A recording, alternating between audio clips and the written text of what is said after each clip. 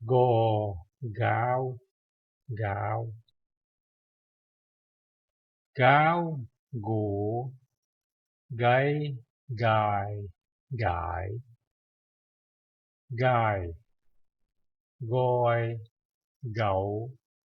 gáo quả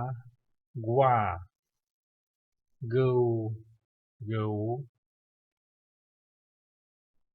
chày gãi mây nhê gỗ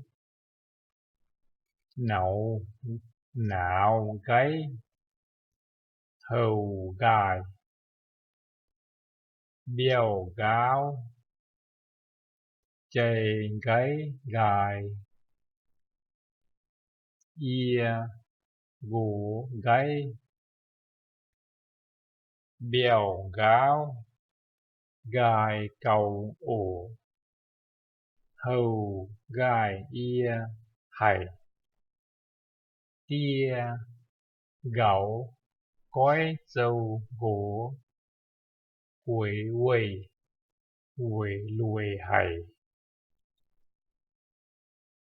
mấy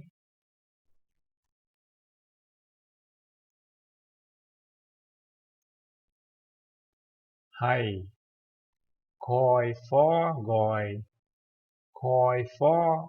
gọi tia chiều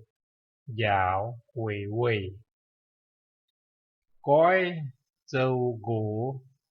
khoi thảo phó hày gọi dạo liễu tia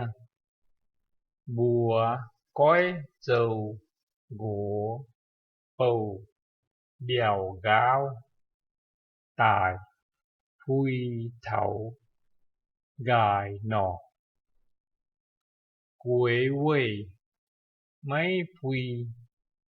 bèo gáo nọ ia hay chía hay gậu nọ